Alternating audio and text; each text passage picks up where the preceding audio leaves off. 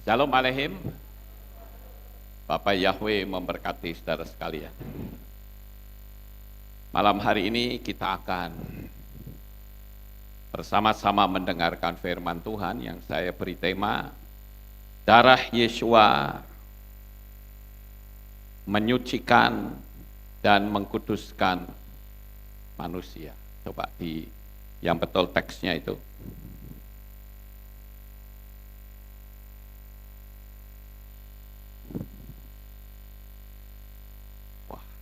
Ini numpuk tulisannya ya. It's okay, ya sudah. Baik Bapak Ibu, sebelum kita bersama-sama mendengarkan firman Tuhan, kita akan bersama-sama mendengarkan kesaksian, namun sebelumnya saya akan perkenalkan, sore ini ada jemaat yang baru pertama kali hadir dalam ibadah kita dari Jakarta, saudara, dari KPI Cilengsi atau KPI Mayem Khayim, yaitu Bapak Christian Simanjuntak bersama dengan Ibu Lisa Siahaan, bersama dengan Viola Simanjuntak dan Nana Cara Simanjuntak. Di sebelah mana duduknya?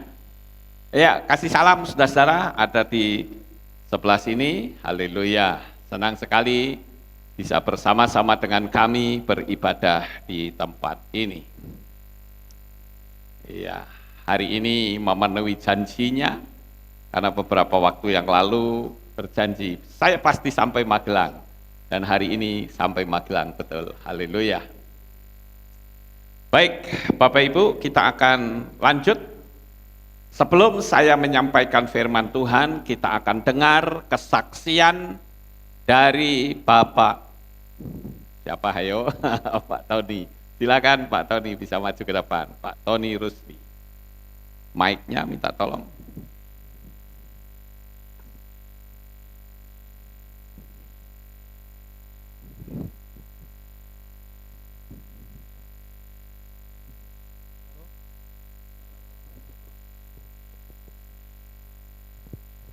Shalom.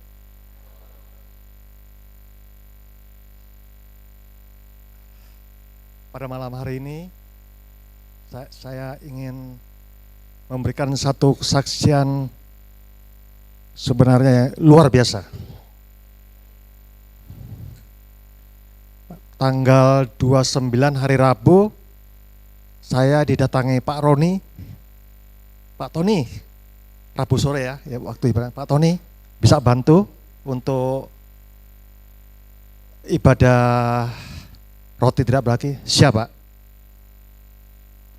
Dalam perjalanan hari Rabu itu membawa berkat yang luar biasa bagi saya. Di mana saya saat ini bermain dalam space iklan, reklame. Di mana waktu saya sudah menerima itu, mulai siap hari Rabu, Jumat itu sudah yang ada 4 yang tidak pernah laku, itu setiap hari itu laku.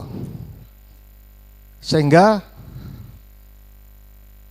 Jumat laku 1, Sabtu 1, Senin 1, waktu habis ibadah roti tidak beragi, gol yang terakhir tuh. Dimana yang luar biasa, ada satu reklame saya yang sudah 10 tahun itu mati. Tapi hari Jumat itu hidup kembali.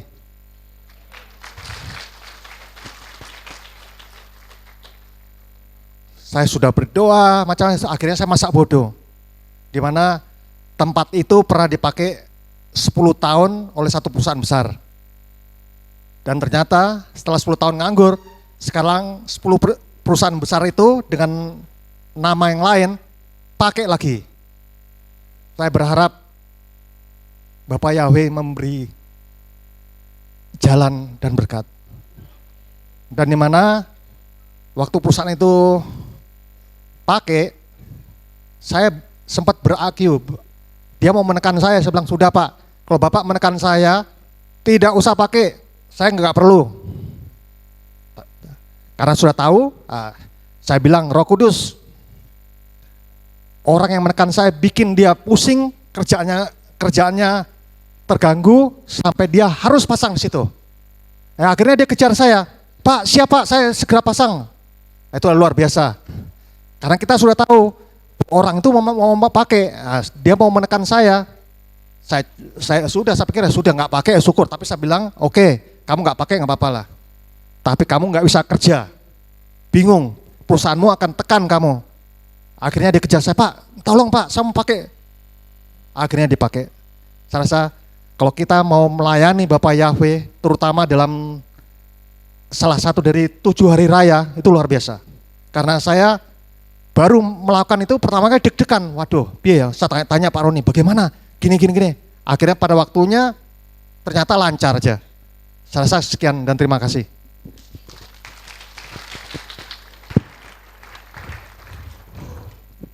Ya, itulah kesaksian yang luar biasa ya Bapak Ibu, bahwa alam semesta itu tunduk pada ucapan kita. Haleluya. Baik, malam hari ini mungkin ada di antara saudara yang bertanya, kok ibadahnya kok beda? Ya, biasanya hari Rebo, kok ini hari Selasa. Hari ini bertepatan dengan penutupan Hari Raya Roti Tidak Beragi. Ya, jadi ini adalah Hari Raya penutupan, sama seperti Hari Raya Sukot. Kita wajib untuk bersama-sama beribadah. Dasar dari apa yang saya sampaikan ini ada di kitab Shemot atau kitab Keluaran pasal 23 ayat 15 sampai 16. Saudara perhatikan, haruslah engkau memelihara hari raya roti tidak beragi selama 7 hari. Engkau harus makan roti tidak beragi pada waktu yang ditentukan dalam bulan Abib. Nah, ini saya terangkan sedikit ya, kok ada bulan Abib, padahal kita ini kan nyebutnya bulan Nisan. Ya, jadi saya perlu kasih penjelasan Bapak Ibu bahwa nama bulan Abib itu adalah nama bulan sebelum mereka ditawan di Babel. Jadi setelah mereka ditawan di Babel, maka nama bulan Abib itu diubah menjadi bulan Nisan. Jadi kalau saudara menyebut kata Abib dan Nisan itu adalah bulan yang sama. Ini saudara harus tahu ya. Saya lanjut. Setelah pulang seperti yang telah kuperintahkan kepadamu, karena di dalamnya engkau telah keluar dari Mesir dan tidak seorang pun terlihat hampa di hadapanku. Juga hari raya penuaian, yaitu hasil-hasil pertama dari hasil-hasil kerjamu yang engkau taburkan di ladang. Dan hari raya pengumpulan, yakni pada saat berakhirnya tahun, yaitu pada saat kamu mengumpulkan hasil-hasil kerjamu di ladang. Nah, itulah ayat-ayat yang mendukung, yang mendasari kenapa sore hari ini kita bersama-sama beribadah, karena memang kitab sucinya yang memerintahkannya. Jadi kita sekarang sudah paham bahwa hari raya, 7 hari raya itu memang harus dirayakan secara utuh. Saya bersyukur karena banyak sekali jemaat yang tadinya tidak bisa mengikuti 7 hari raya, mereka bisa mengikuti. Ada yang datang langsung ke tempat ini, tetapi ada juga yang beribadah di rumah karena ada banyak sekali hambatan. Jadi saya kira nggak masalah. Ya, mau di rumah, mau di sini, sama saja. Tetapi kalau saudara bisa, ya lakukan di sini. Ini sound suaranya saya turun ini.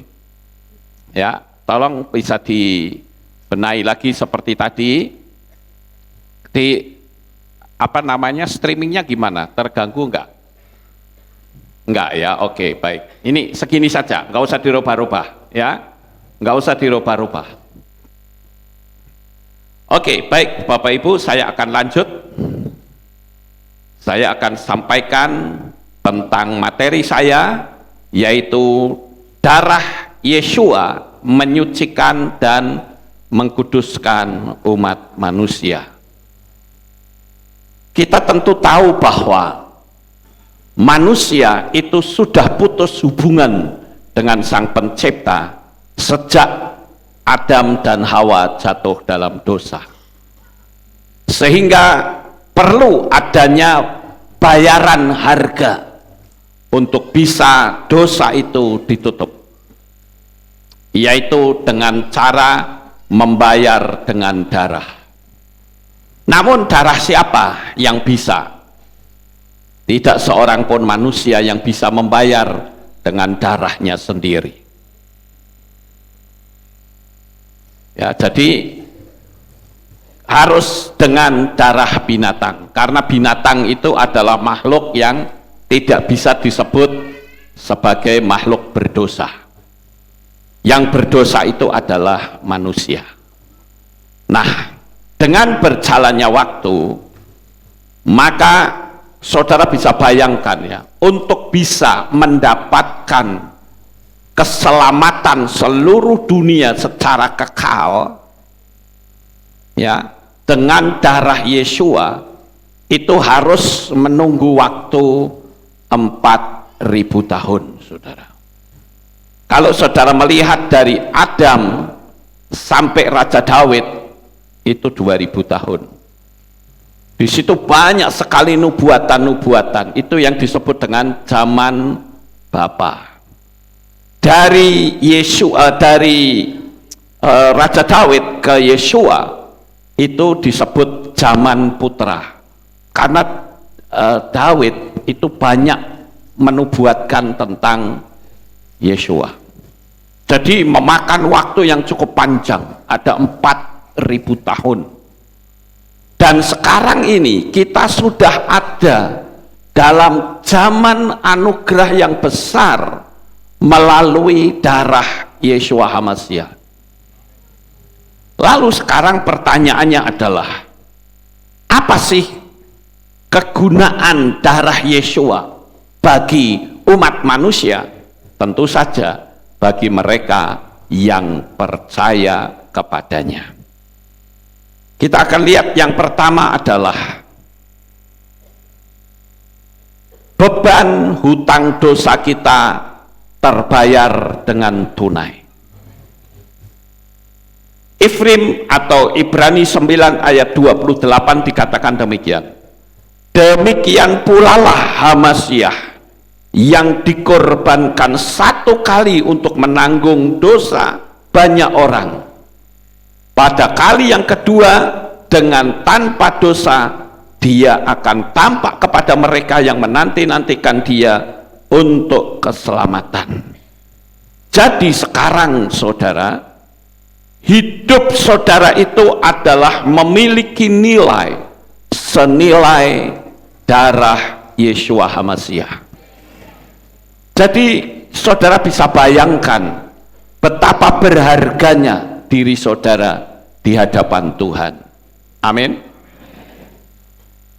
Jadi saya katakan, mungkin kita sudah diacak-acak oleh kuasa kegelapan, namun percayalah bahwa nilai saudara di hadapan Tuhan itu tetap sama. Ya, saya ambil sebuah contoh, Bapak Ibu. Ya, ini saya punya uang 100.000, ya.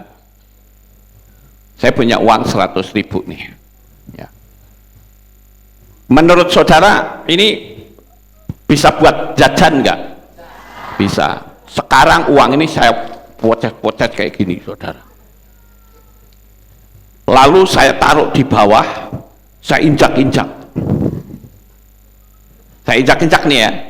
Sekarang saya mau tanya, ini sudah letak nih. Siapa yang mau? Wow, semua.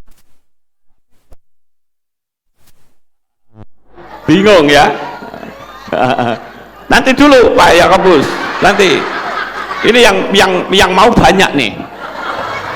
Jadi saya bingung nih, siapa mau dikasihin siapa? Nomor 1 di sini.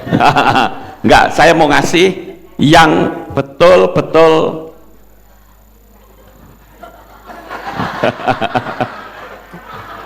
ini soalnya yang mau banyak nih. Padahal sudah letak loh ini. Masih mau? Ini sudah letak loh, saudara. Mau? Ya oke. Sekarang saya akan kasihkan uang ini bagi saudara yang bisa menjawab pertanyaan saya. Saya dong, ya. Kapan kehilat kita ada di Kota Magelang? Tuh, nggak ada yang tahu?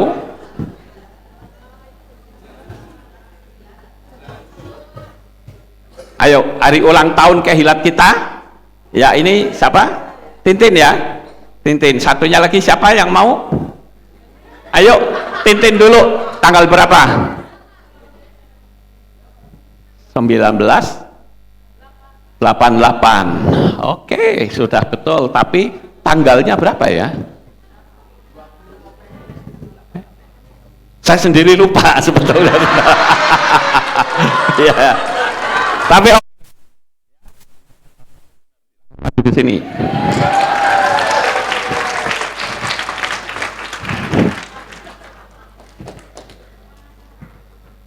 Ini sudah lecek loh, saudara, tapi dia mau nih.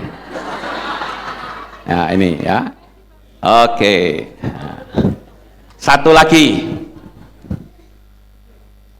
Kapan tanggal lahir saya?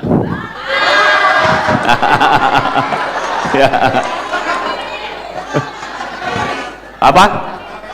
Tunggu sebentar. Ini ada yang mau nih. Sekarang saya kasih Azaria. Apa? 11 Februari. Salah. Ayo. Brisco. Berapa? Salah. Nah. Iya.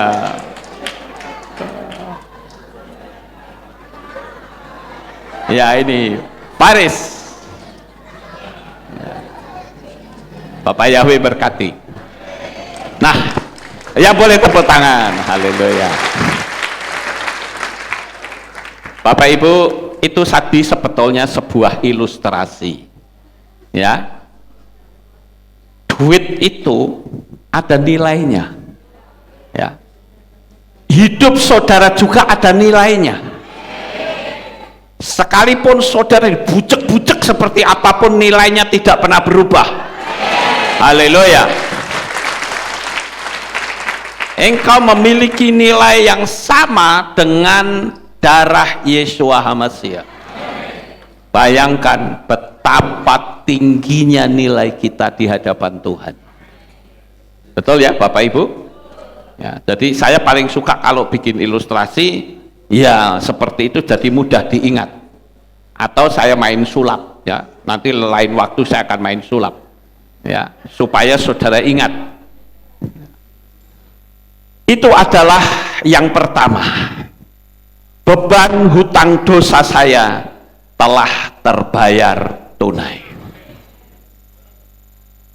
Rabi Shaul katakan bahwa engkau telah dibeli dan harganya telah tunai dibayar, bukan lunas. Karena kalau lunas nanti ada istilah diangsur. Yang penting lunas. Itu tunai. Tunai itu cash, dibayar tunai. Jadi Bapak Ibu yang terkasih, kalau kita memiliki nilai yang setinggi darah Yeshua HaMashiach, kita harus selalu bersyukur ya. Kita harus selalu menyadari bahwa aku ini nggak main-main loh di hadapan Tuhan. Dan setan itu berusaha untuk menghambat kita. Seorang adalah manusia yang berdosa, yang tidak layak di hadapannya. Tetapi hari ini saya memberitahukan sebuah berita besar, berita yang paling ditakuti oleh setan, yaitu ketika kita berkata, nilaiku senilai darah Yeshua HaMashiach. Haleluya. Setan gemetar, Bapak Ibu. Sekarang kita lihat apa maksud darah Yeshua. Yang kedua adalah, wah ini kok nggak jalan. Nah, yang kedua adalah, saya ini dibenarkan karena darah Yeshua. Dan saya kasih tahu saudara, benar dan baik itu berbeda. Baik, tapi kalau benar pasti baik. Saya sengaja tunjukkan sebuah gambar ini, mungkin saudara masih ingat, dia adalah tokoh legendaris yang disebut oleh kaum miskin orang baik, saudara. Kenapa dia dikatakan baik? Karena dia itu merampok orang-orang kaya. Ketika dia pulang dari berdagang lewat hutan, mereka pasti akan dirampok oleh rombongan dari Robin Hood, saudara. Mereka dirampok, memang orangnya nggak dibunuh kecuali mereka melawan. Dan uang hasil rampokannya itu dibagi-bagi kepada kaum miskin. Itu baik atau tidak? Baik, saudara. Tetapi apakah benar? Tidak. Nah, di sini saudara bisa memahami akan perbedaan antara baik dan benar.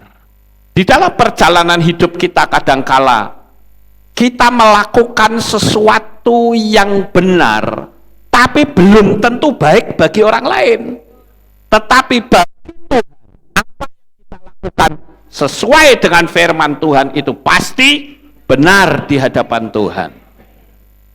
Kita harus sadari sekarang ini waktu di mana kita sedang menunggu kedatangan Tuhan untuk yang kedua kali. Jangan sampai kita rapture, saudara. Goal kita sampai di rapture. Karena setelah rapture, buktikan kata-kata saya berharap jangan ada di antara kita yang alami. Karena nanti akan ada sebuah peraturan baru. Bahwa saudara harus mengikuti one world religion. Atau sistem agama tunggal. Saudara tidak mau mengikuti, saudara dianggap teroris, dan saudara akan dikejar. Saudara punya properti, punya uang, saudara tidak bisa dipergunakan lagi. Karena akan ada syarat, orang yang punya hak memiliki propertinya sendiri adalah orang yang mengikuti aturan one world religion. Saya berharap kalimat saya ini tidak membuat video ini take down. Tapi saya ingatkan bahwa kita sekarang harus belajar untuk selalu hidup dalam kebenaran firman Tuhan. Roma 5 ayat 9 dikatakan, kemudian terlebih lagi sekarang, sesudah dibenarkan oleh darahnya, kita akan diselamatkan olehnya dari murka. Jadi kita ini sudah dibenarkan. Ketika kita dibenarkan, kita sudah nyaman.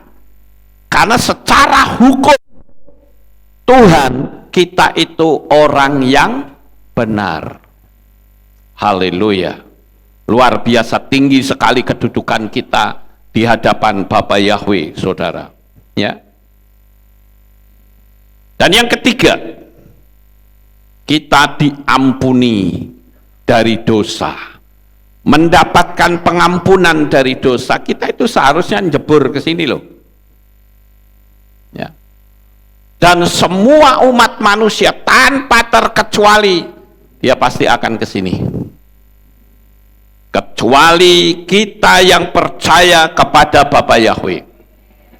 Efesus 1 ayat 7 dikatakan, yang di dalam dia kita beroleh penebusan melalui darahnya, yaitu penghapusan kesalahan-kesalahan sesuai dengan kekayaan anugerahnya.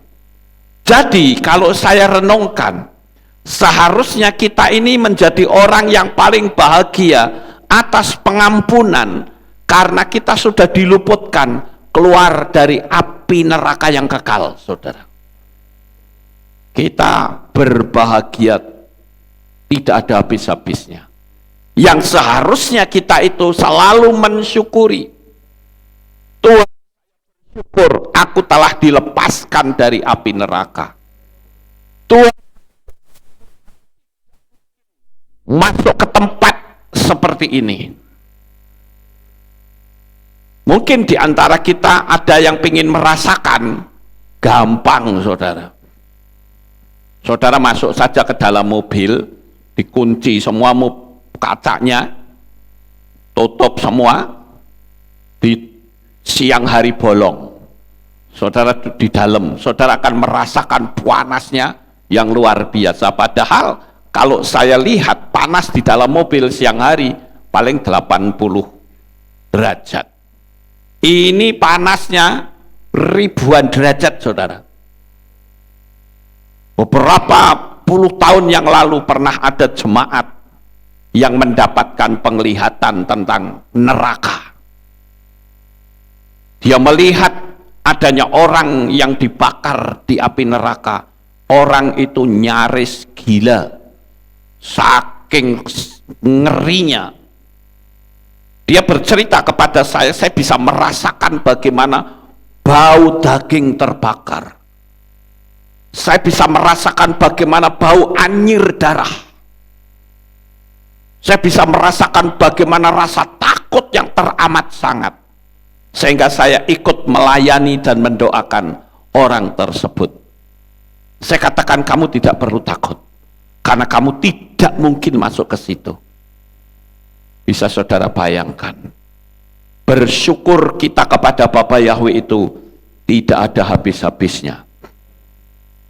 Kemudian yang berikutnya, apakah manfaat dari darah Yeshua?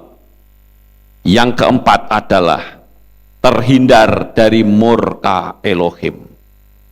Kembali saya kutip ayat yang tadi dikatakan, kemudian terlebih lagi sekarang sudah dibenarkan oleh darahnya, kita diselamatkan olehnya dari murka. Bukan amarah loh saudara.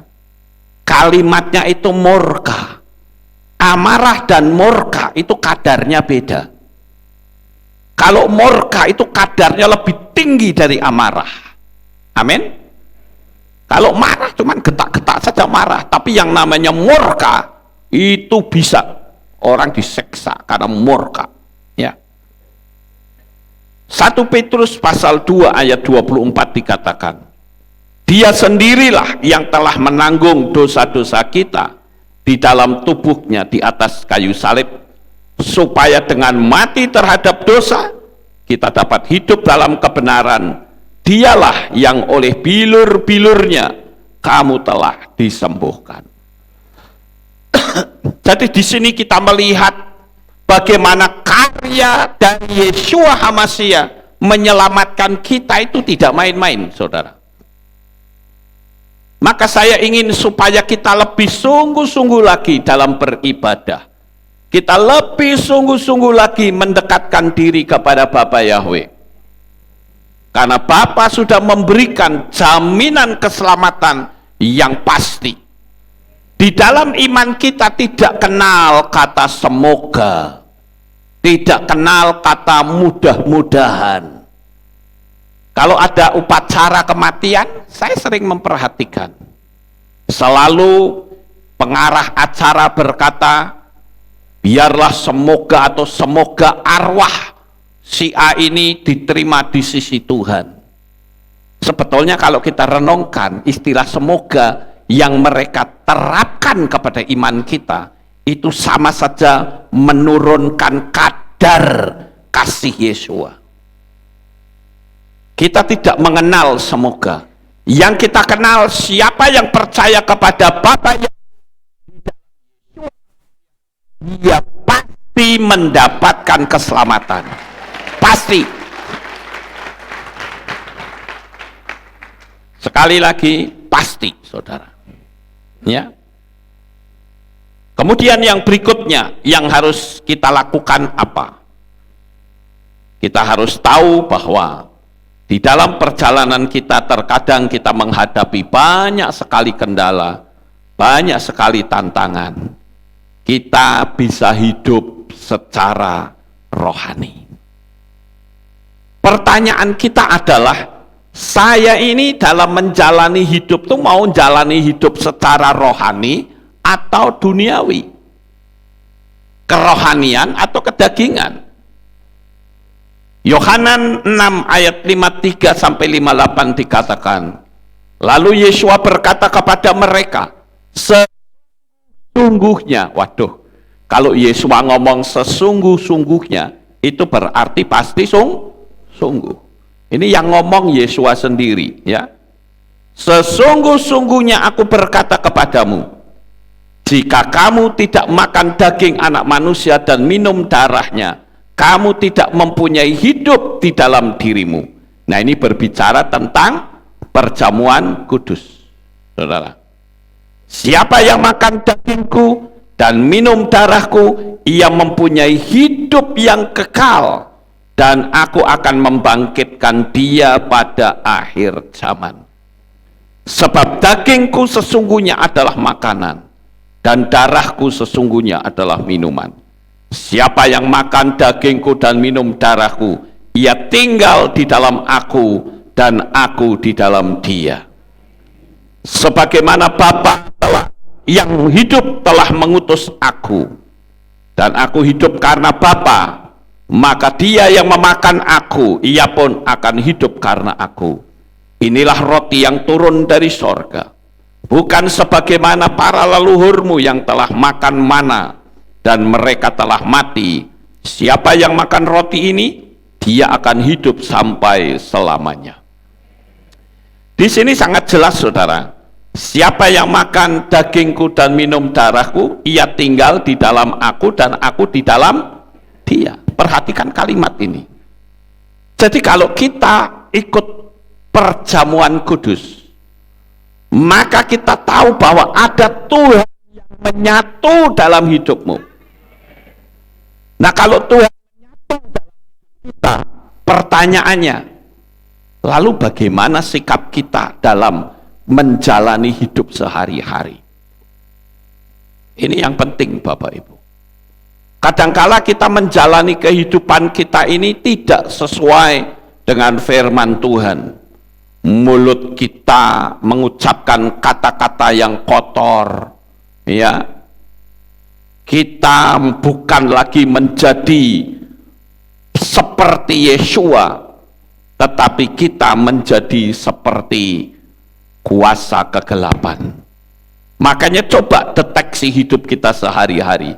Apakah kita memiliki kerohanian atau kita memiliki kedagingan? Saya beritahu saudara, sekali lagi saya ingatkan kepada saudara, saya sekaligus mau bertanya, apakah saudara masih ingat atau tidak? Ada sebuah dosa yang memiliki kadar penghancur itu lebih besar dari perzinahan, dan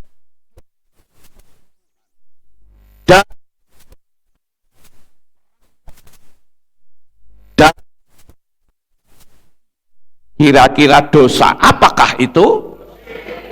Gosip. Gosip, semakin digosok semakin sip. Hati-hati, saudara.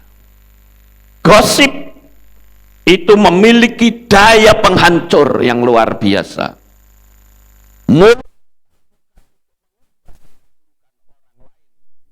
Tetapi untuk memberitakan hebatnya kuasa Bapa Yahweh. Apalagi kalau saudara di medsos. Sekali lagi saya menghimbau, saudara salah nulis, itu sudah dimultitafsir di luar sana. Hati-hati saudara. Saudara nulis seperti itu, tujuannya seperti itu, tapi munculnya bisa berbeda. Karena begitu saudara menulis di medsos, itu sudah masuk di hukum rimba. Hati-hati saudara. Kalimat-kalimat baik pun bisa dilecehkan, bisa dipelintir, dan setan itu berusaha untuk menciptakan keributan, menciptakan keraguan, menciptakan sikap-sikap yang tidak baik. Makanya saya ingin saudara jadi orang percaya yang cerdas, yang pinter. Kalau saudara melihat di koran atau di medsos, ketika saudara membaca, saudara mendengar, saudara bisa peka. Ini kalimat ini membuat saya sejahtera atau tidak? Kalau hati saudara tidak sejahtera dan saudara biarkan itu, maka saya kasih tahu, engkau akan kemasukan energi negatif. Dan ingat, alam semesta itu menangkap apa yang saudara tangkap, sehingga saudara akan jauh dari rezeki.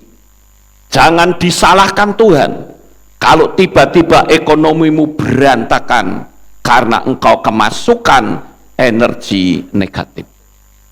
Hati-hati saudara. Kita bersyukur Tuhan ajarkan kita, yaitu adanya hukum law of attraction, hukum daya tarik menarik. Oh, ngerti loh. Tapi sayang sekali dalam dunia Kristen jarang ada yang membahas, sehingga kalau dibahas dianggap hukum law itu sesat saudara. Kalau misalnya saudara pingin sekolah, tujuan saudara sekolah akan dapat apa? Dapat ijazah, dapat gelar, ya kan? Keinginan saudara untuk mendapat ijazah dan gelar itu adalah hukum loa. Ngerti nggak? Lalu sesatnya di mana? Ya. Nah, ini yang harus kita pahami. Saya sadari, saudara, dalam dunia kekristenan mungkin saya sendiri yang menyampaikan konsep hukum loa, sehingga banyak orang yang ngutukin karena saya mengajarkan hukum loa. Kalau saya gampang, orang ngutukin, ya saya akan jawab apa? Semua kalimat kutuk kembali ke pemiliknya. Amin. Saya nggak perlu melakukan perlawanan, nggak perlu berdalih. Semua yang berenergi negatif yang diarahkan ke saya jawab apa? Kembali kepada pemiliknya. Dan lihat hasilnya sangat mengerikan, saudara. Ya. Kenapa ya orang kok tidak kepo datangnya mujizat? Bukankah kalau kita di channel kita ini kan ada tuh apa kesaksian-kesaksian berhasilnya orang melakukan hukum loa, betul nggak Bapak Ibu? Tetapi kenapa ya orang nggak kepo gitu loh? Harusnya kepo, cari tahu. Kok kamu bisa berhasil itu bagaimana caranya? Jangan kalau saudara praktek gagal lalu yang disalahkan hukum loanya. Tidak. Yang salah itu kita, saudara. Ya. Jadi kita harus belajar untuk hidup secara rohani. Karena kematian itu selalu mengintai kita. Kecuali Yeshua HaMashiach datang untuk yang kedua kali. Kita tidak mungkin mati. Tapi kita akan menyongsong Tuhan di awan-awan yang permai. Sekarang yang keenam. Kita diperdamaikan dengan Elohim. Yesaya 53 ayat 5 dikatakan, namun dia ditikam karena pemberontakan kita, diremukkan karena kejahatan kita, ganjaran demi keselamatan kita menimpa atasnya, dan melalui bilurnya dia telah menjadi kesembuhan bagi kita. Ini memiliki arti kalau kita sudah bebas berhubungan dengan Bapa Yahweh tanpa ada hambatan apapun. Kalau zaman dulu orang kalau mau berhubungan dengan Bapa harus melalui imam dulu, harus memberi korban dulu. Sekarang nggak perlu, saudara, karena korban sebagai domba Elohim, dan kita bisa langsung berhubungan dengan Sang Pencipta dengan panggilan keluarga, yaitu Bapa. Di atas muka bumi ini tidak ada kepercayaan apapun yang memanggil Sang Pencipta dengan panggilan keluarga yang sangat dekat, yaitu dengan panggilan Bapa. Luar biasa, saudara. Ya, itulah yang terjadi. Sekarang yang ketujuh, kita dibersihkan dan hidup dalam terang. Di dalam 1 Yohanan 1 ayat 7 sampai 10.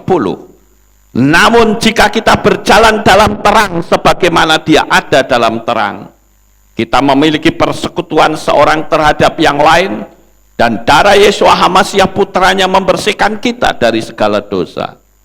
Jika kita berkata bahwa kita tidak punya dosa, kita menyesatkan diri kita sendiri, dan kebenaran tidak ada di dalam diri kita. Jika kita mengaku dosa-dosa kita, dia adalah setia dan adil, sehingga dia akan mengampunkan kepada kita dosa-dosa itu dan membersihkan kita dari keadilan. Jika kita berkata bahwa kita tidak berdosa, kita menjadikan dia pendusta, dan firman-Nya tidak ada di dalam diri kita. Kita itu dulu ibarat seperti rumah angker, rumah setan, saudara. Kalau saudara lihat di situ, rumahnya gede ya, saudara. Menurut saudara rumahnya bagus enggak? Menurut saya bagus, saudara. Cuman sayangnya sudah dihuni makhluk lain.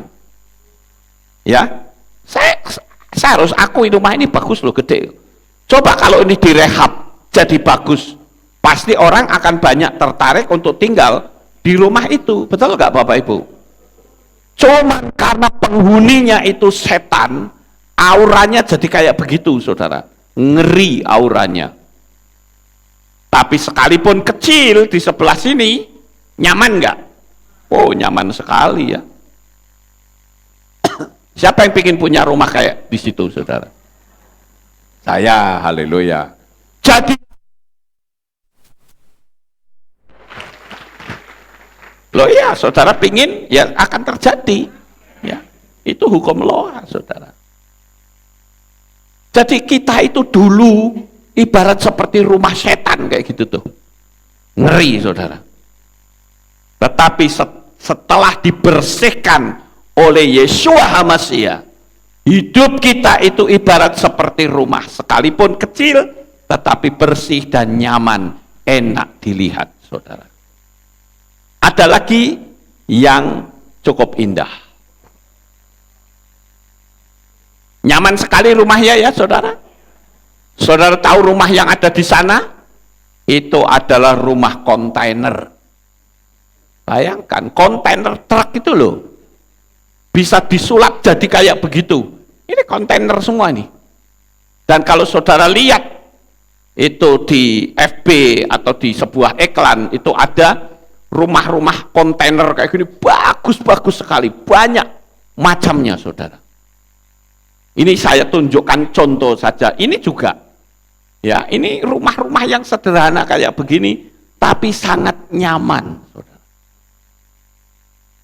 Rumahnya tidak besar, tetapi nyaman sekali. Itu sebabnya saya katakan, hidup saudara itu seperti rumah itu. Bersih, teratur rapi, nyaman ditempati. Ya. Jadi pertahankan agar hidup saudara enggak jorok. Kalau hidupnya jorok, maka posisinya akan kembali kepada yang lama ini. Ya. Akan kembali seperti itu. Penghuninya setan melulu, saudara. Ciri khas rumah yang dihuni setan, kalau saudara tinggal di situ pasti akan banyak mengalami gangguan. Siapa di sini yang pernah tinggal di rumah hantu? Angkat tangan. Ada? Nggak ada ya? Nggak ada ya? Kalau saudara tinggal di rumah hantu, tiap malam diganggu terus, saudara. Banyak suara-suara aneh, tanpa wujud. Saya pernah loh ngalami tinggal di rumah hantu, saudara. Di gereja lama dulu. Hampir 3 tahun lagi saya tinggal di situ, coba. Tiap malam diganggu setan, dan saya ajak untuk bertempur, ya, sampai setannya tak pindah semua ke tempat ini, saudara. Saya bilang, setan kamu pindah ke gedung biskup sana, pergi kamu, pindah Gemburutuk ke sini, saudara. Begitu saya punya visi tempat ini, saya bilang balik lagi. Lah kan kita punya kuasa, betul nggak? Ya saya suruh pindah, pulang lagi kamu ke rumahnya, karena saya sudah nggak nempatin di sana. Bayangin aja, malam hari mau tidur, grendelnya oklak-aklek, tak buka, nggak ada orang. Kurang ajar nggak, saudara?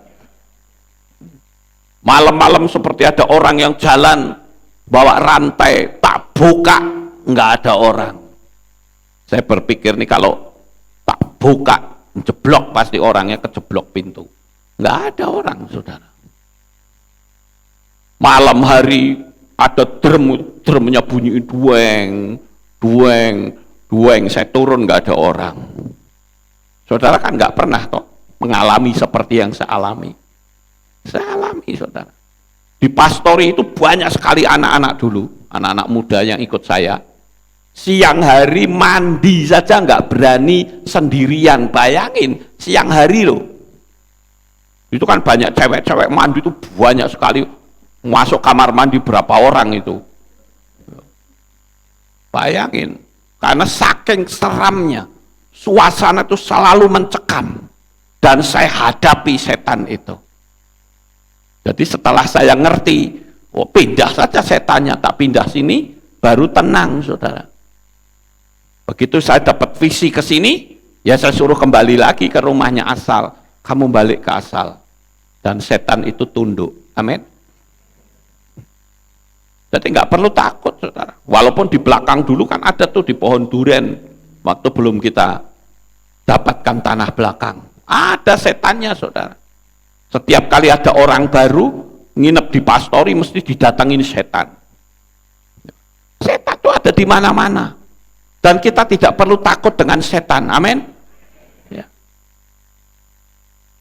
Itu kan di belakang ada genderuwonya, ada nenek-nenek tua yang pakai sanggul, pakai sarung. Ada, saudara. Pastori saja dulu ada.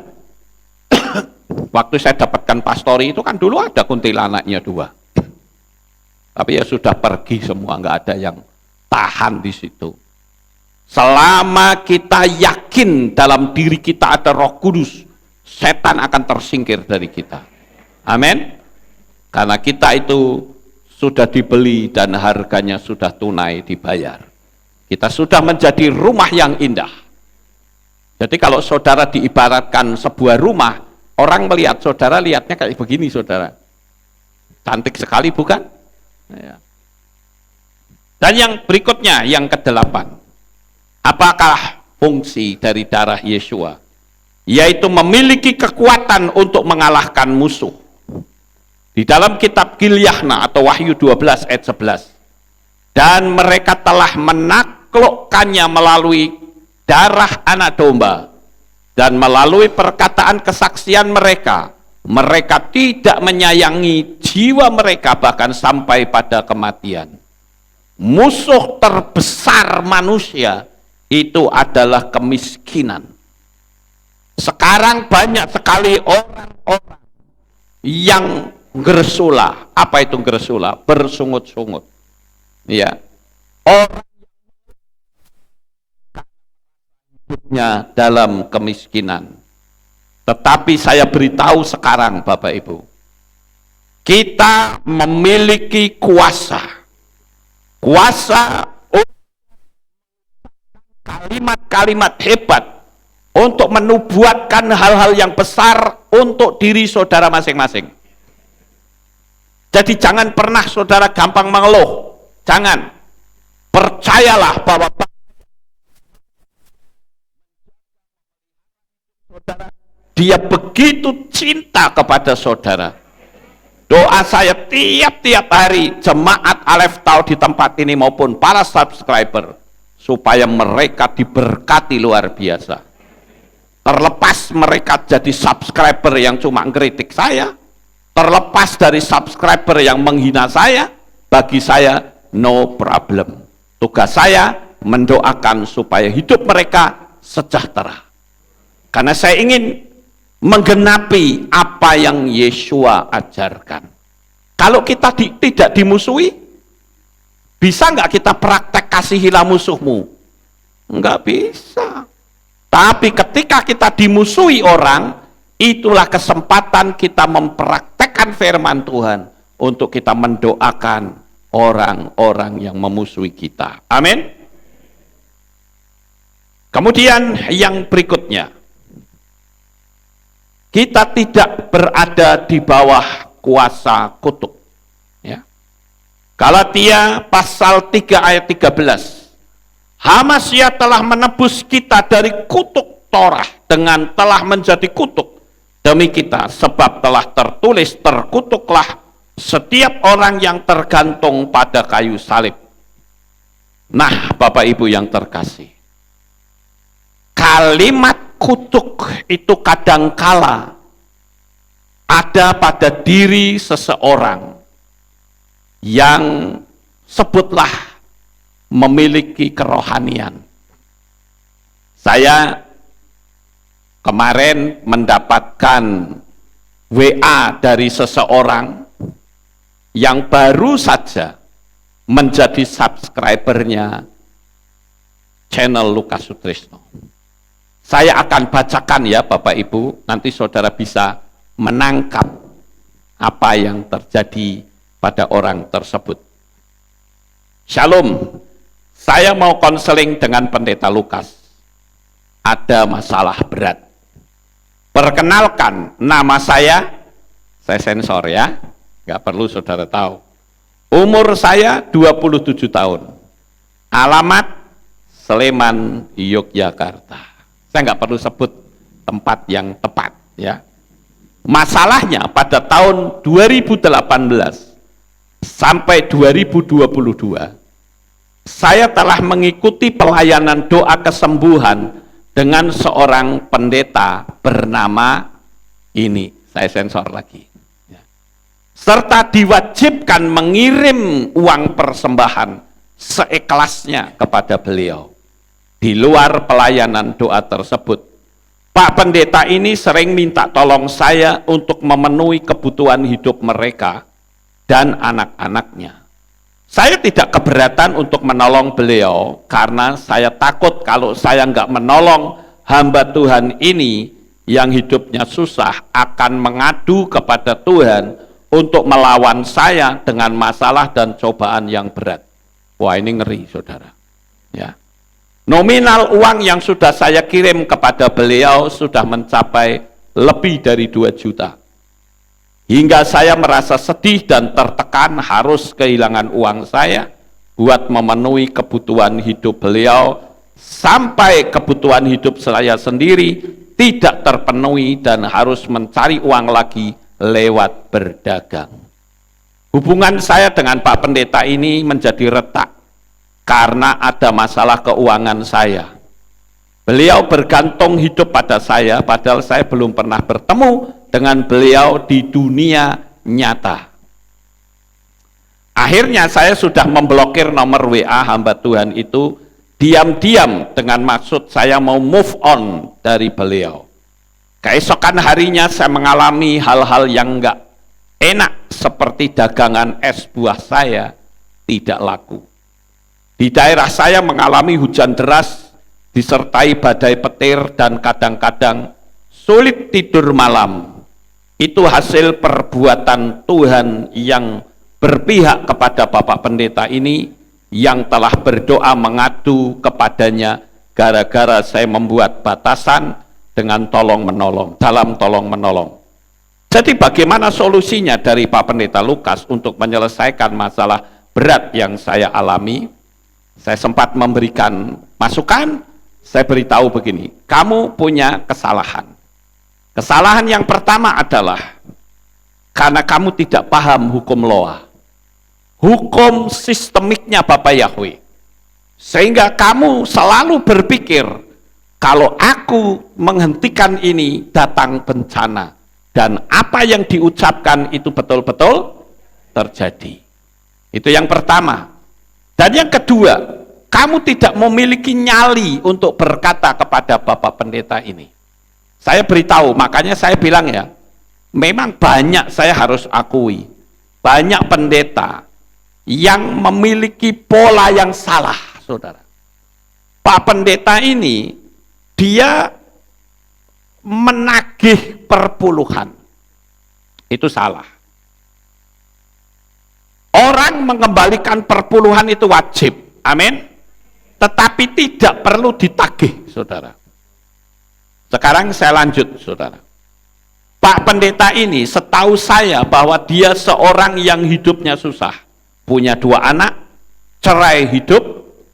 Dia menyambung hidup dengan cara melakukan pelayanan doa kesembuhan keliling dari desa ke desa, bahkan sampai keluar kota. Terus beliau minta uang perpuluhan dari jemaatnya yang sudah sembuh setelah beliau doakan untuk memenuhi kebutuhan hidupnya. Saya juga diminta kirim persembahan kepada beliau. Kalau tidak, nanti beliau mencabut semua doanya dan telah menyampaikan pesan yang buruk dari Tuhan kepadaku. Contohnya begini, kamu kalau tidak memberikan kepadaku, kamu akan jatuh ke jurang neraka.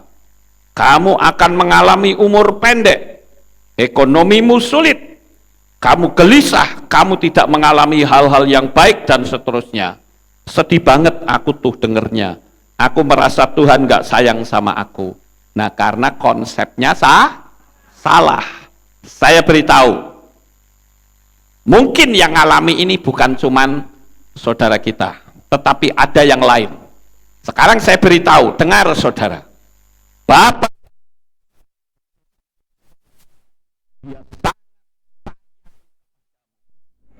cintanya yang begitu dalam sampai dia rela mengorbankan Yeshua HaMashiach untuk mati di atas kayu salib. Dan jikalau engkau dikutukin orang, gampang, kembalikan saja. Betul nggak Bapak Ibu? Kembalikan saja. Kenapa kita mesti takut dengan kutuk? Saya katakan, kutuk tidak akan mengena kepada orang-orang yang benar. Haleluya. Anak-anak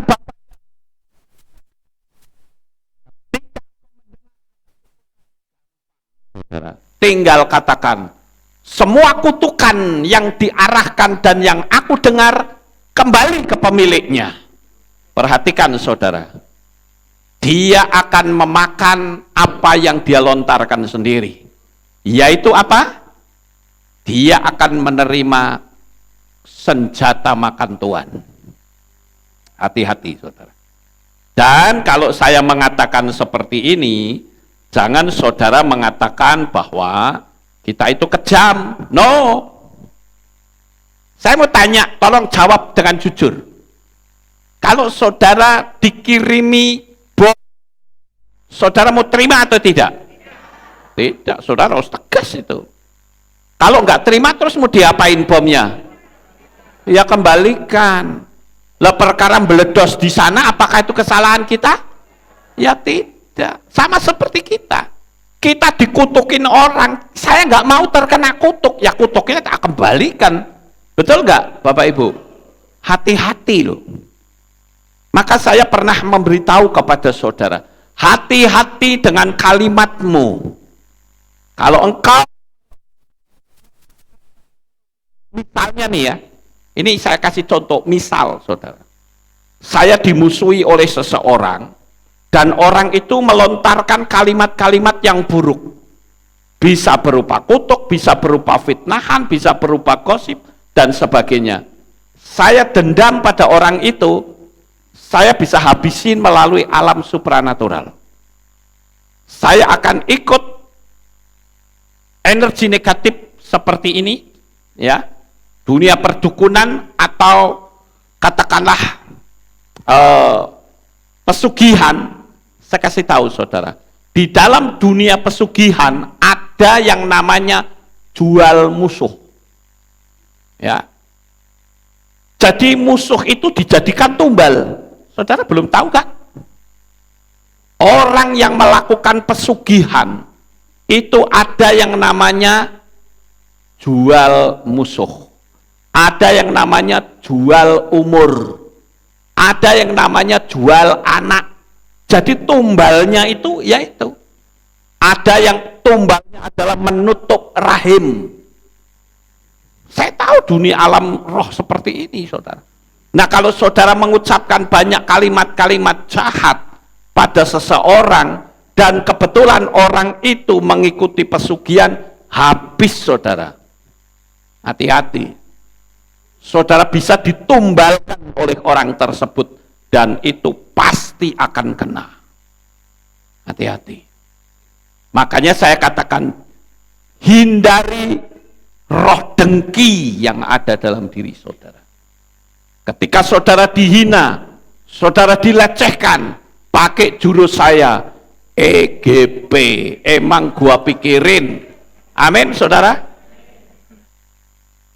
Kalau saudara nggak suka dengan kalimat EGP, ya sudah, terima saja kutukannya.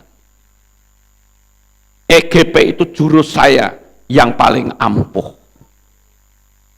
Dan banyak orang yang menerapkan jurus EGP, hidupnya diberkati oleh Bapak Yahweh. Kenapa? Karena orang kalau nggak EGP, yang dia akan lakukan apa? Balas orang itu. Betul nggak Bapak Ibu? Dan itu akan membahayakan diri kita. Dan kita tidak bisa praktek firman Tuhan. Tapi kalau kita bisa mengasihi musuh kita, itu berarti kita mempraktekkan firman Tuhan. Amin.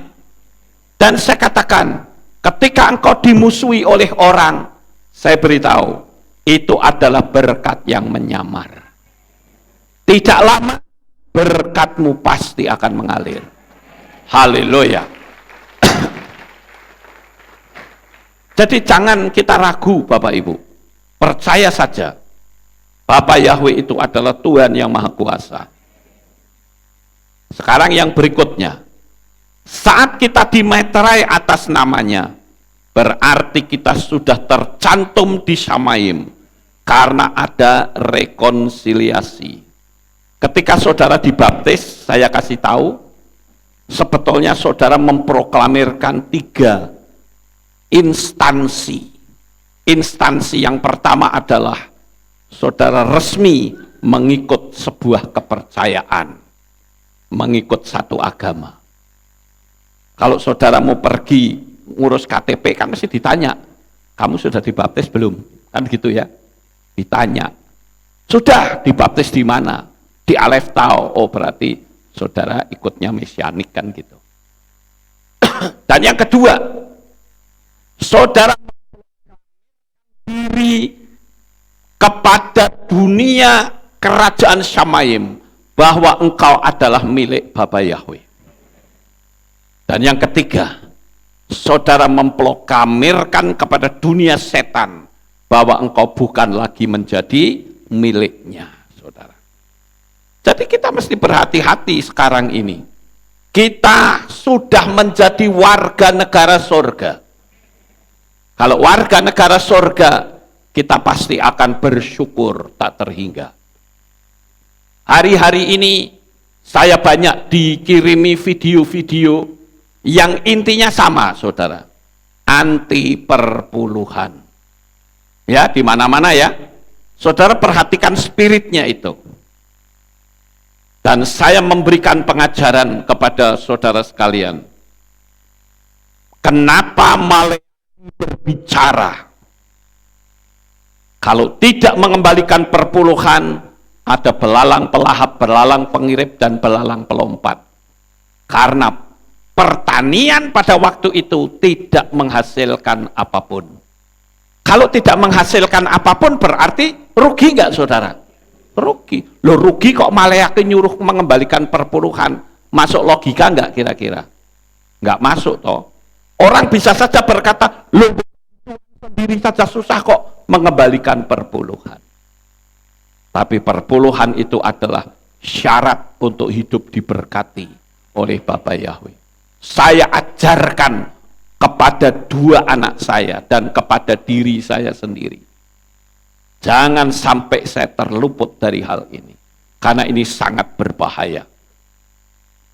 Semua agama selalu ada bicara persembahan. Betul nggak Bapak Ibu? Kemarin saya sudah ceritakan bukan? Dengan beberapa bukti. Tetapi tidak ada satupun pengikut-pengikut agama itu yang protes dengan persembahan. Tetapi anehnya dalam agama Kristen, dipelintir, digoreng-goreng, saudara. Bahkan ada seorang pendeta yang mengatakan seorang pendeta kalau terima perpuluhan itu perampok, katanya. Ya, bayangin saudara, seorang pendeta loh, umurnya sudah tua, tapi ngomongnya kalau terima perpuluhan itu ngerampok. Saya katakan, kasihan deh orang ini. Yang pertama, dia nggak ngerti hukum alam semesta. Jangan saudara pikir dengan tidak mengembalikan perpuluhan duit saudara utuh. No. Duit saudara tetap akan keluar. Karena saudara hutang pada alam semesta. Cuman keluarnya bisa ke rumah sakit. Keluarnya bisa ke perampok. Keluar bisa saja kemana-mana saudara. Nanti kalau saya sebut nggak nyaman. Ya. Jadi jangan sampai saudara berpikir dengan tidak mengembalikan perpuluhan duit saudara utuh, tidak. Justru saya katakan pendeta ini memutar balikkan firman. Kalau dia berkata yang terima perpuluhan itu perampok, lu kewalik saudara. Justru yang tidak mengembalikan itu disebut perampok saudara. Saya tunjukkan ayatnya. Melaki atau Maleakhi 3 ayat 6 sampai 9. Sebab akulah Yahweh. Perhatikan kalimatnya ya. Sebab akulah Yahweh. Aku tidak berubah. Karena itu kamu Bani Yakub tidak akan dilenyapkan. Sejak zaman leluhurmu kamu telah menyimpang dari ketetapanku dan tidak memeliharanya. Berbaliklah kepadaku, maka aku akan berbalik kepadamu. Yahweh berfirman, tetapi kamu berkata, dengan cara bagaimanakah kami berbalik? Dapatkah manusia merampok Elohim? Ini enggak nyaman kalimatnya saudara. Namun kamu telah merampok aku. Tetapi kamu mengatakan dengan cara bagaimanakah kami telah merampok engkau? Dalam hal persepuluhan dan persembahan hunjukan. Kamulah yang terkutuk oleh suatu kutuk, karena kamu merampok aku, hai seluruh umat. Jelas loh kalimatnya merampok saudara. Dalam teks bahasa Inggris dikatakan, ayat 8 sampai 9. Will a man rob God? Ye have robbing me, but ye say, wherein have we robbed thee? In tithes and offerings. Ye are cursed with a curse, for ye have robbing me when this whole nation. Jelas sekali saudara. Tapi oleh Pak Pendeta diwalik, ngeri sekali saudara. Lah firman Tuhan dipercaya, ngeri saudara. Ini Pak Pendeta nggak paham dunia alam roh, ya. Orang puluhan itu pasti akan senang kalau melihat bapak gembalanya hidup miskin. Saya jamin itu. Ya, dia akan senang. Dan saya katakan orang yang anti perpuluhan kalau dia seorang pendeta, itu pendeta yang munafik, saudara. Seolah-olah aku nggak butuh duit, aku orang rohani, aku orang baik, bukan? Betul nggak Bapak Ibu? Ya. Tapi kita sebagai anak-anak Tuhan, saya bahkan berdoa, dengarkan, Bapak Yahweh, saya akan tiba saatnya, saya tidak mengembalikan perpuluhan. Karena apa? Yang 10% milik saya, yang 90% milik Bapak Yahweh. Itu cita-cita saya, saudara. Dan saya percaya akan tiba.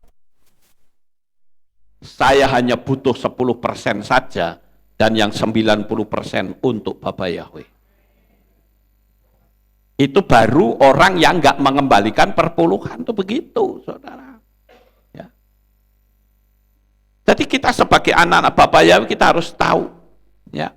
Ini spiritnya ngeri loh, saudara.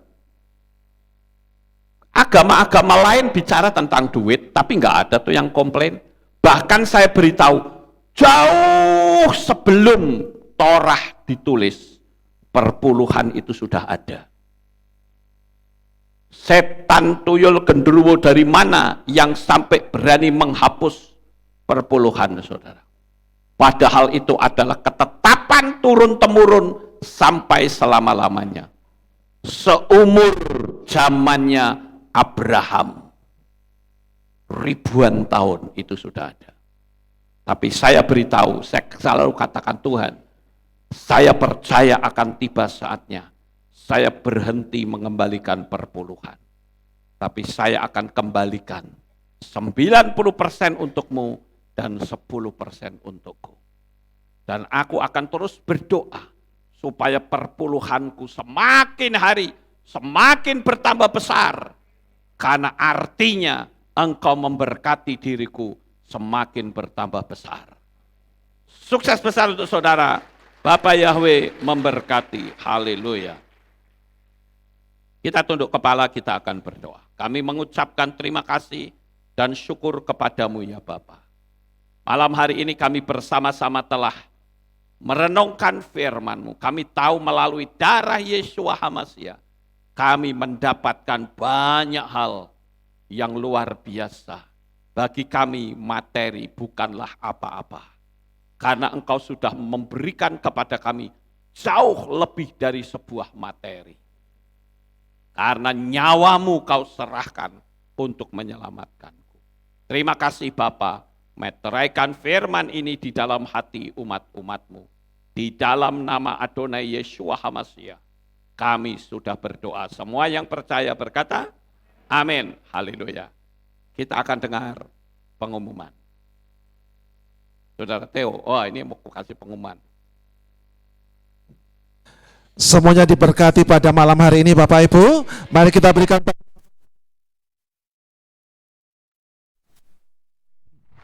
pada memberikan door prize untuk jemaat Tuhan yang kemarin telah mendonorkan darahnya. Dan puji Bapak Yahweh, acara donor kemarin kami mendapatkan 24 kantong, ya.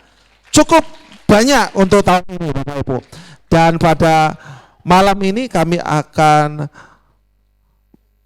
melakukan door prize ya, karena janji kami bagi Bapak Ibu jemaat yang mendonorkan darahnya akan mendapatkan door prize ya. Untuk itu saya minta Ibu Gembala bisa maju ke depan untuk mengambil door prize ya. Ada 24 kantong, berarti di sini ada 24 nama ya. Untuk itu saya minta bantuannya Ibu Gembala bisa mengambil undiannya ya.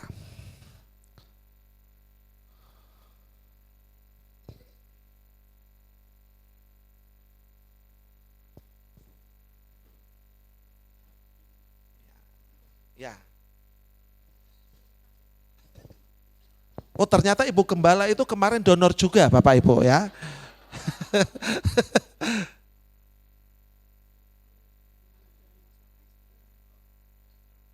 Pak Yohan Bali. Oh, ternyata Pak Yohan Bali sudah kembali ke Bali. Ya.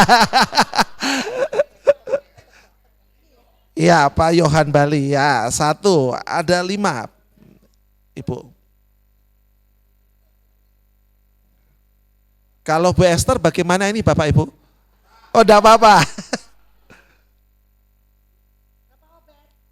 Oh, bisa maju ke depan Bapak Obed.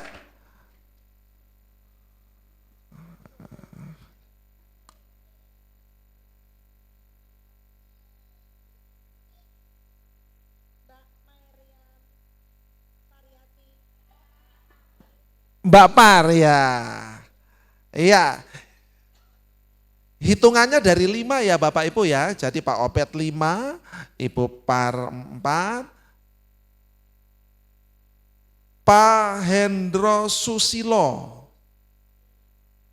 Pak Hendro Susilo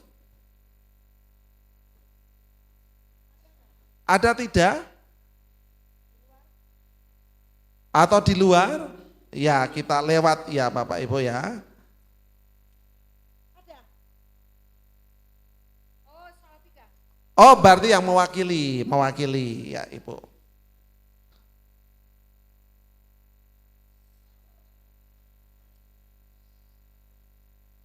Bapak Suheri. Sudah 5 ya? Iya, Bapak Suheri. Berarti Bapak Suheri ini adalah yang nomor 1, Bapak Suheri. Ya, untuk itu mari kita berikan tepuk tangan dulu untuk para pemenang. Yang pertama itu adalah Pak Yohan Bali, yang berikutnya adalah Pak Obed, yang selanjutnya adalah Ibu Pariyati, yang selanjutnya itu adalah Pak Hendro Susilo, dan yang terakhir adalah Pak Suheri. Untuk Pak Hendro Susilo,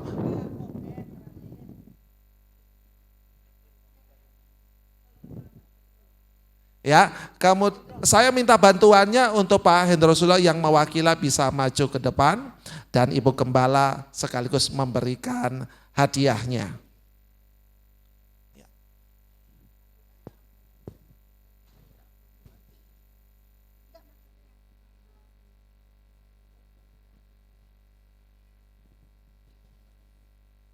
Iya Bapak Ibu, ini ada permintaan karena Pak Yohan ini sudah kembali ke Bali, jadi Pak Yohannya ini kita undi lagi, jadi saya anggap ini adalah batal, cancel.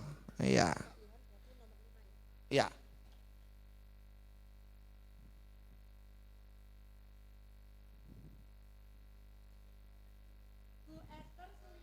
Oh. Iya, berarti Bu Esther memang jatahnya Ibu Gembala, ya. Ya, karena yang mendapatkan ini adalah Bu Esther salah satunya atau Ibu Gembala, berarti Bapak Gembala yang minta bantuannya bisa memberikan hadiahnya. Oke. Ini Pak Obed dulu. Oh, oke. Bapak Yahweh berkati. Ini Pak Heri. Apa? Pak Obed. Oh, ini Pak Obed. Oke. 5. Selamat Selamat, Bapak Yahweh berkati.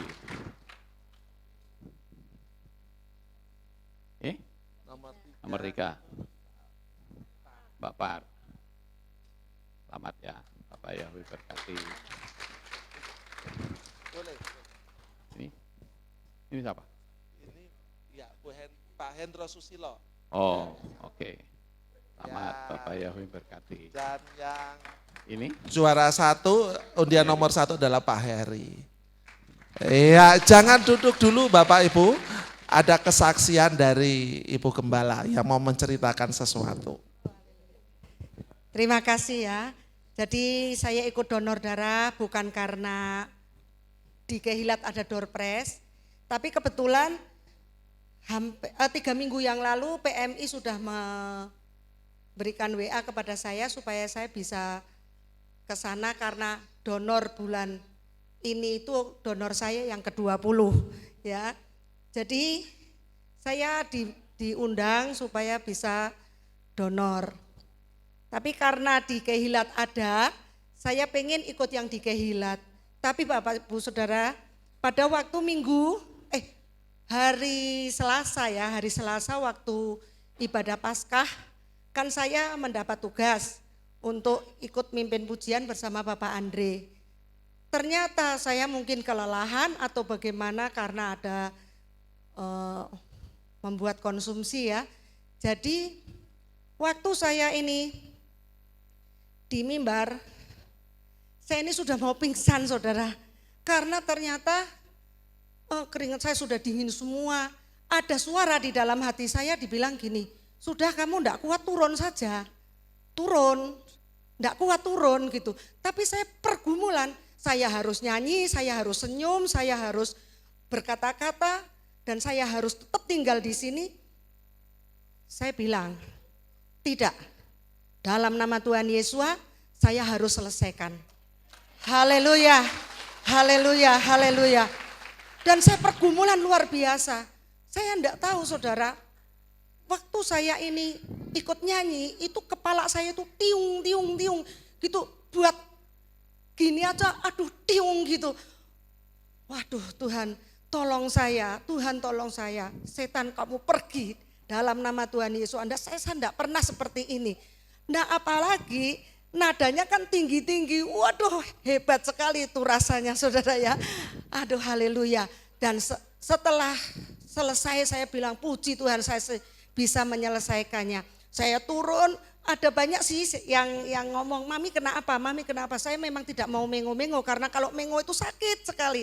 Dan biasanya saya menyertai para tamu juga untuk makan bersama, saya naik ke atas karena saya tidak mau ada banyak pertanyaan.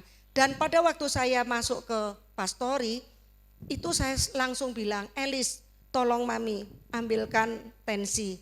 Dan tensi saya ternyata saudara 175/125. Saya tidak pingsan di sini aja, itu semua mujizat dari Bapak Yahweh. Haleluya, haleluya, haleluya, haleluya, haleluya. Saya pengen yang saya bisa lakukan untuk Tuhan. Saya memberikan yang terbaik di hadapan Tuhan. Nah, sejak 175/125 itu malam itu saya tidak bisa tidur. Terus besok paginya saya itu rebahan 2 hari. Saya tidak membantu teman-teman yang masak.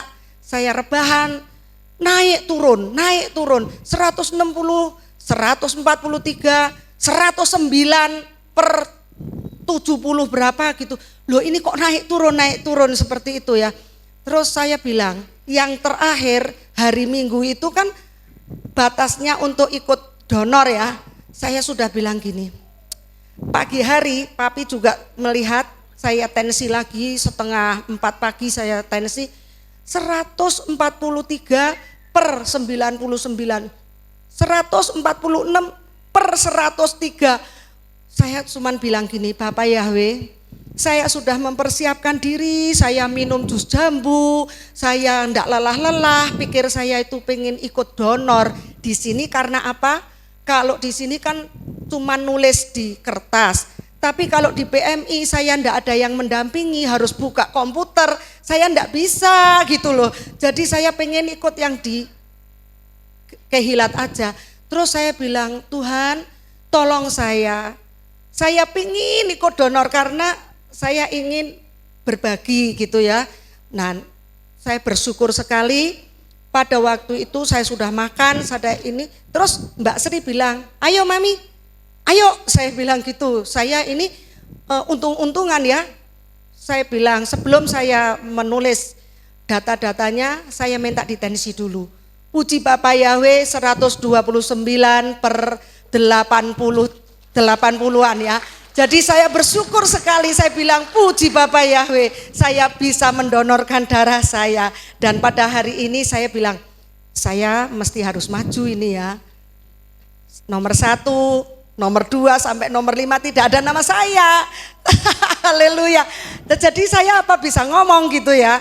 Akhirnya Bapak Yohan di dis ya.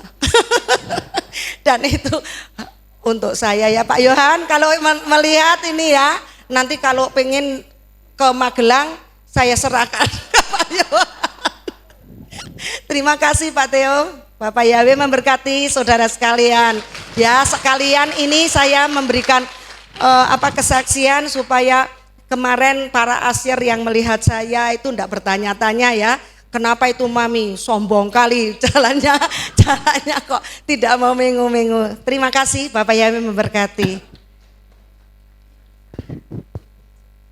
Ya, beri tepuk tangan Bapak Ibu, haleluya.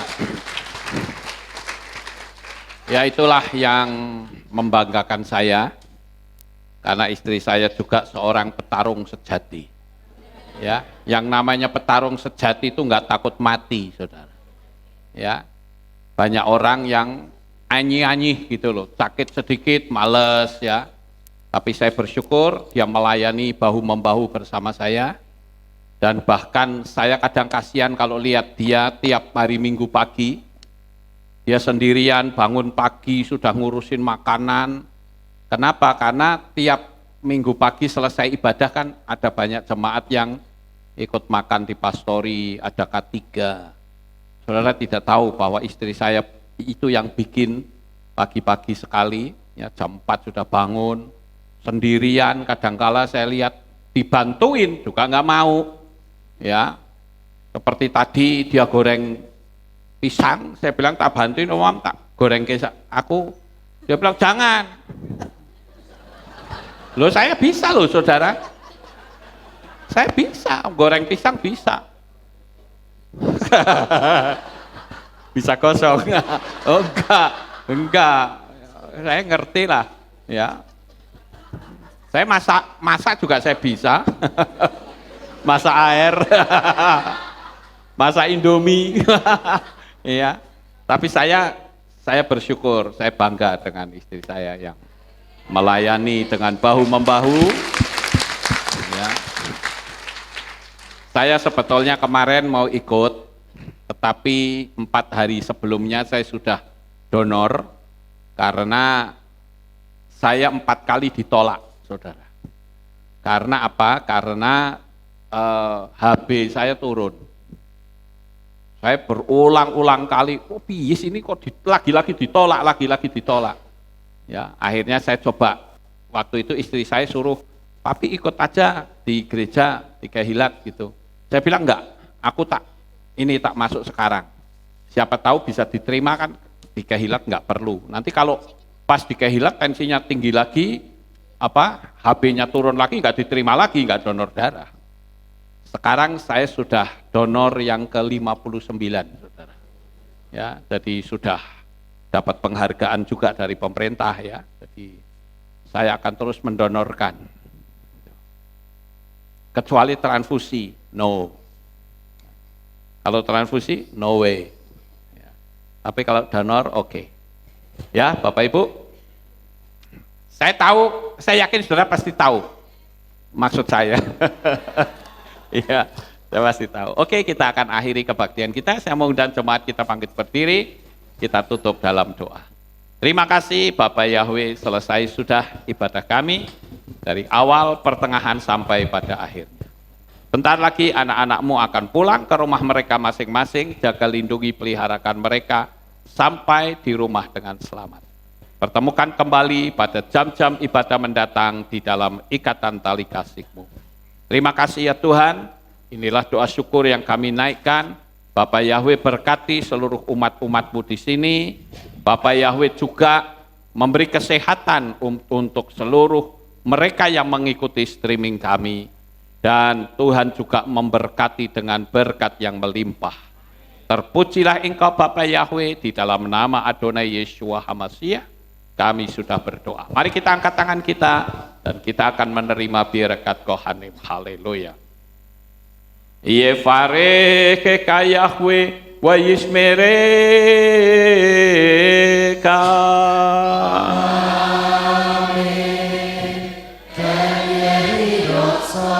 Yair Yahweh panau eleka wihuneka.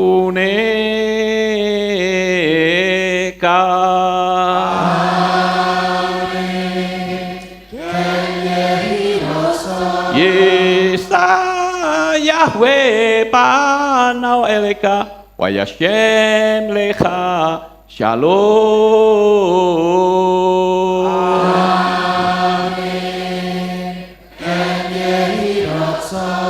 Baruk atabair ufaruk atabasare. Engkau akan diberkati di kota dan kau akan diberkati di ladang. Amin. Baruk peripit ne kau priatmat ka ufrifahem teka syekar ala peka westerot soneka. Diberkatilah buah kandunganmu, diberkati hasil bumimu, diberkati hasil ternakmu, anak-anak lembumu dan anak-anak dombamu. Amin. Baruk tanah kau misyar teka, diberkatilah bakulmu dan tempat adonanmu. Amin. Baruk ata baboy kau faruk ata petseteka, dan kau akan diberkati pada waktu kau masuk. Dan engkau akan diberkati pada waktu engkau keluar. Amin. Baruk ata Yahweh Elohenu melek haolam. Besem Yeshua HaMashiach Ruach HaKodesh kile olam faed. Kami sudah berdoa dan mengucap syukur. Haleluya. Amin. Haleluya.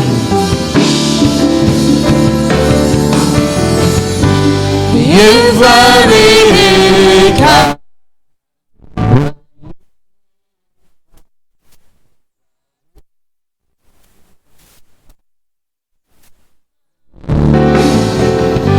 Ya Allah.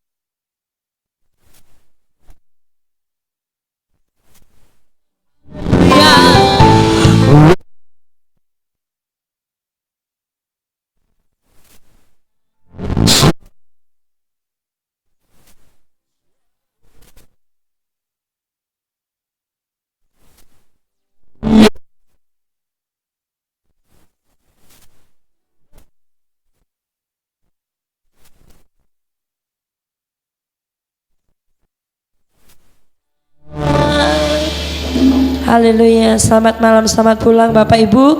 Bisa berganti.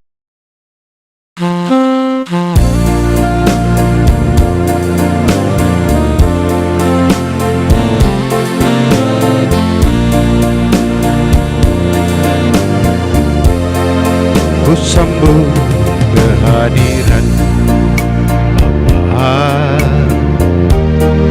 dalam setiap langkahku. Ku rasakan kasih-Mu Yesus di dalam hidupku. Ku pinta kepadamu Bapa, jangan jauh dariku. Bila nanti ku lemah, Yesus, Engkau Tuhan penolongku. Di saat aku jatuh, Yahweh, dalam lumpur dosaku, Engkau angkat dan basuh dan memberi kehidupan yang baru. Terima kasih padamu, Yesus, atas pengasihan-Mu. Kalau bukan Kau Yahweh, kalau bukan Kau Bapa, hidup ini tak berarti.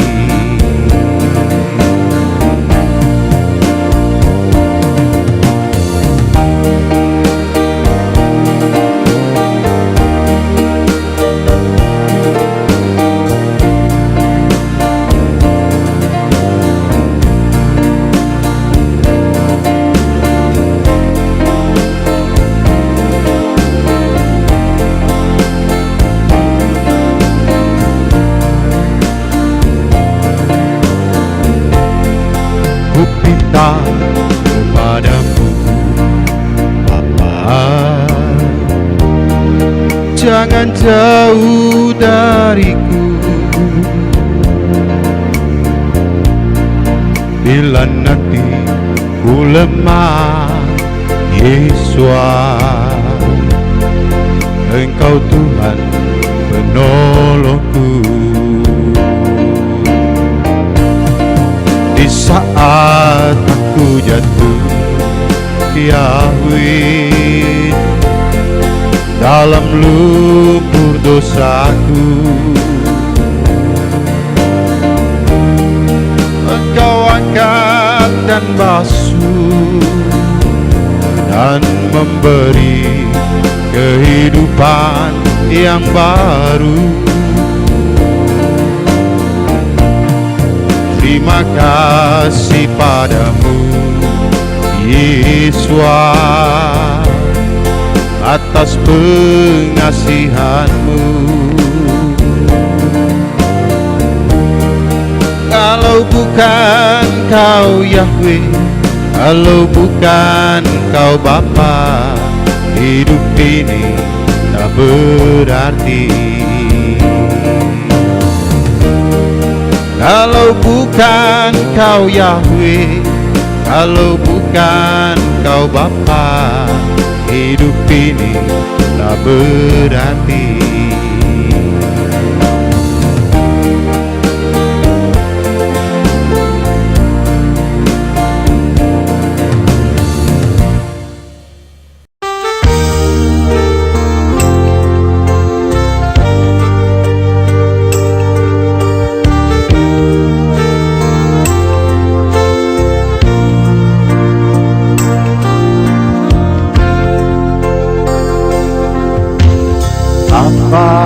Di surga kami sembah Kau, besarlah nama-Mu di seluruh bumi. Kerajaan-Mu ditinggikan dalam pujian, dan umat-Mu beritakan karya-Mu. Bapa di surga kami sembah Kau, besarlah nama-Mu di seluruh bumi. Kerajaan-Mu ditinggikan dalam pujian, dan umat-Mu beritakan karya-Mu. Terpujilah Yahweh Elohim yang berkuasa, yang telah dan yang akan datang. Terpujilah Yahweh Elohim yang berkuasa kekal selamanya.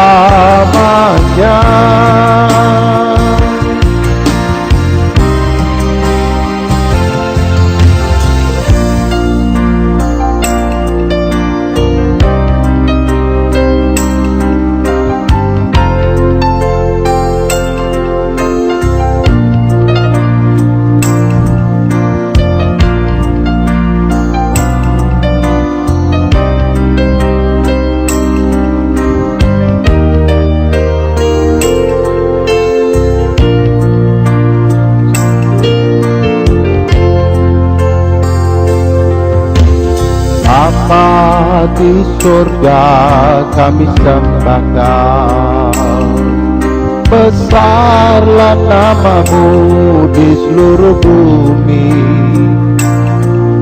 Kerajaanmu ditinggikan dalam pujian, dan umatmu beritakan karyamu.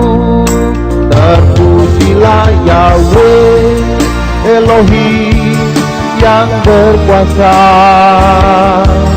yang telah dan yang akan datang. Terpujilah Yahweh Elohim yang berkuasa kekal selamanya. Terpujilah Yahweh Elohim yang berkuasa, yang telah dan yang akan datang. Terpujilah Yahweh Elohim yang berkuasa kekal selamanya. Kekal selamanya, kekal